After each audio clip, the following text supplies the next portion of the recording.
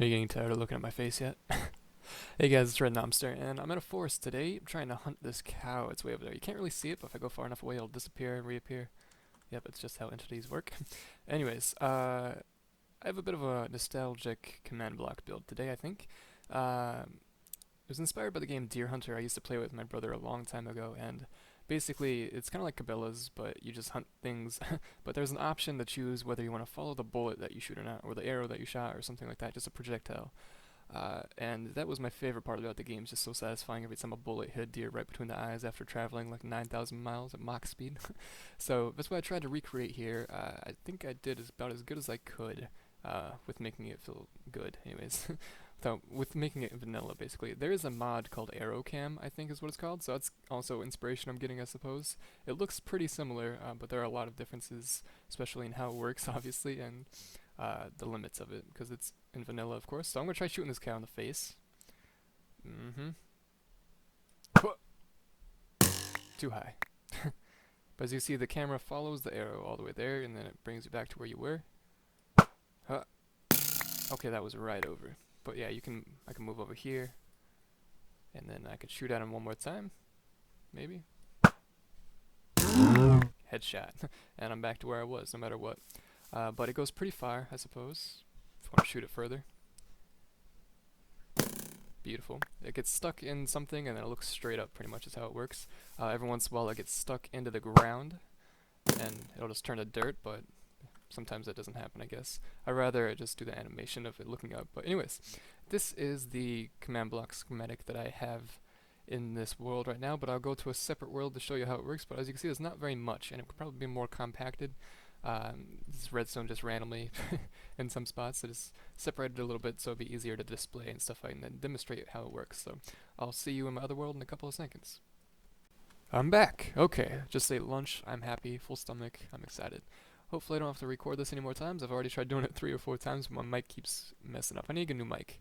I need a new mic. Okay, so this is all the redstone. There are 3 separate modules and a little test area over there. We have some things to spawn in. I have a squid that goes here. Okay, we'll go on to the hopper clock first of all. It's just doing some of the basics. It's giving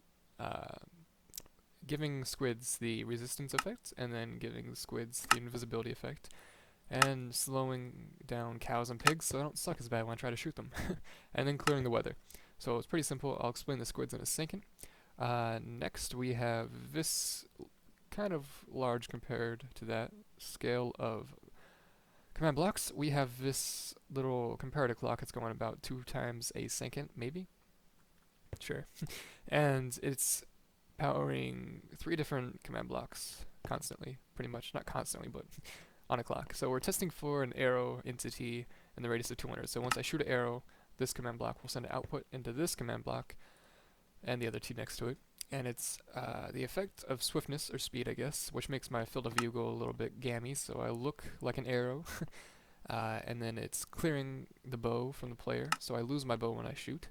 And then the effect of 14, which is invisibility, so it makes my body invisible, because it clears the bow, which leaves me with my hand, but when I'm invisible you can't see that, and in third person it also works as well. So I can actually go ahead and go into third person and show you this. Yep, don't see my body, but I'm still in third person. Beautiful. And I go back to where I was. Now, that's basically the whole schematic. I just had to time it, basically. And the way I did that was putting a negative output on the outputs of the... I put a negative output on the input of the clock detector, if that makes sense. So if there is an arrow in the air, this torch will turn off, but if there isn't, so once it hits the ground and gets killed by another command block, this torch will turn on, which turns on this repeater that clears the effects and gives my bow back. So basically at the same time I'll be teleported back to where I was with the placeholder squid that I have. The next command block on the clock is a test for arrow entity in the radius of 200 and testing if it's in the ground. So once it hits the ground, 12 ticks later, it will teleport an entity wither skull projectile back to its main spot, which is a little green dot. It's there, just can't see it because it's invisible. It's just how it works in this game. This command block also goes here, which kills the arrow in the radius of 200. So once it hits the ground, it kills it. That way I don't pick it up when my body teleports over there constantly with that hyperclock, because that's how the camera follows it. It's not magic, it's just my body. And then we have this third command block being activated by the clock that's going in two different directions. The first direction it goes into, it's testing for a arrow in the radius of 200. So it's the same command as this one, but I just need to have more room over here, basically. And it's teleporting an entity type squid name equals return, so just a specific squid to the player, and then 5 ticks later it teleports the player to the squid, and then teleports the squid back to this little purple spot. So what that does, basically, it sets a placeholder. So once there's an arrow in the air, a squid will teleport to me, and then in that meantime, I will constantly teleport away, but it will only teleport to me once, and that's while I'm still on the ground. And then once I hit the ground, this torch, similarly to that one, will turn off once this block is done being powered, which means once there's arrow not present anymore. So once it hits the ground and gets killed, it will teleport the squid back, or it'll teleport me to the squid, and then teleport the squid back.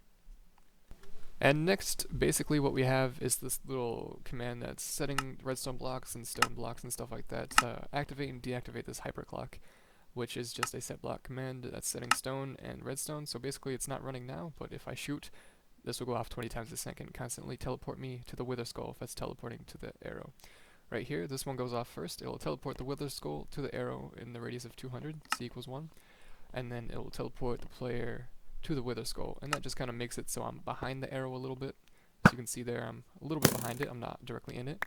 If I was inside of it, it still looks decent, but every once in a while it's descending, it decelerates at its tip of a parabola that it makes, and it will hit my body and or hit the squid.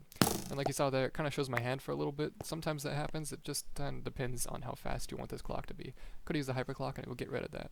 Alright, now we have a couple directional issues. So first of all, if you faced south and north, it works perfectly fine. You follow behind the arrow, and then you teleport back to where you are.